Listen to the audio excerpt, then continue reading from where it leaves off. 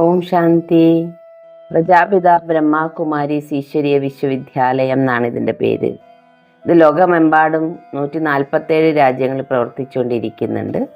ഈ വിദ്യാലയത്തിൻ്റെ പ്രവർത്തനമാണ് നമ്മൾ ഓരോ മനുഷ്യനും സ്വപരിവർത്തനത്തിലൂടെ വിശ്വപരിവർത്തനം ചെയ്യാവുന്നത്. അപ്പം നമ്മളെങ്ങനെ സ്വയം പരിവർത്തനം ചെയ്യാം? കുട്ടികൾക്കാണെങ്കിലും വലിയവർക്കാണെങ്കിലും എല്ലാവർക്കും കുറേ മാറ്റങ്ങൾ കൊണ്ടുവരാമെന്നുള്ളത് അനിവാര്യമാണ്. നമ്മുടെ ലോകത്ത് ഇന്ന് മനുഷ്യന്മാരെല്ലാവരും സംസ്കാര സമ്പന്നതയ്ക്ക് പകരം സംസ്കാര ശൂന്യതയായിക്കൊണ്ടിരിക്കുകയാണ്. വിദ്യാഭ്യാസം കൂടുന്തോറും നമ്മൾ സമ്പന്നതയും സംസ്കാര ശ്രേഷ്ഠരായി മാറേണ്ടതിന് പകരം ഇന്ന് വിദ്യാഭ്യാസം കൂടുന്തോറും അഹങ്കാരം കൂടിക്കൊണ്ടിരിക്കുന്നു. അതുകൊണ്ട് സംസ്കാരം ശൂന്യമാകുന്നു. അപ്പം അതുകൊണ്ട് മൂല്യാധിഷ്ഠിത വിദ്യാഭ്യാസം എന്നാണ് ബ്രഹ്മകുമാരീസിൻ്റെ മുഖ്യമായ അവരുടെ ലക്ഷ്യം തന്നെ. അപ്പോൾ സ്വയം പരിവർത്തനം ചെയ്താലേ മൂല്യങ്ങൾ നമ്മുടെ ഉള്ളിൽ വരുള്ളൂ.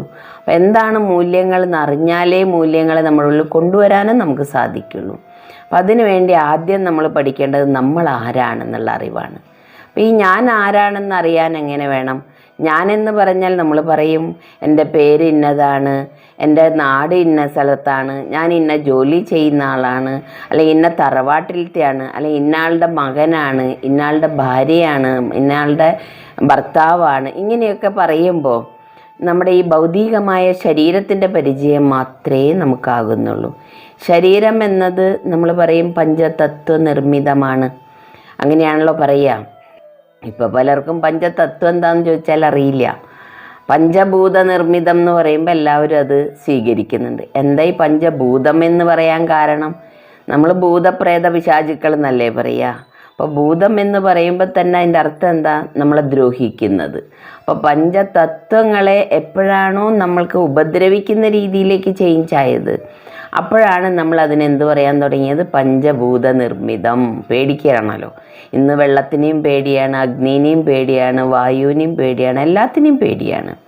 എന്തുകൊണ്ടാണെന്ന് വെച്ചാൽ അത് എപ്പോഴാണോ അതിൻ്റെ രൂപത്തെ ഭാവമാറ്റങ്ങൾ കൊണ്ടുവരിക എന്ന് നമുക്കറിയില്ല.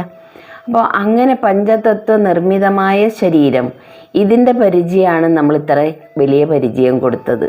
ഞാൻ ഇന്ന പദവിയുള്ള ആൾ, ഇന്ന തറവാട്ടിത്തെ എന്നൊക്കെ പറയുന്നത് ഈ ശരീരത്തിൻ്റെയാണ്. പക്ഷെ അതൊക്കെ നൈമിഷികം മാത്രമാണ്.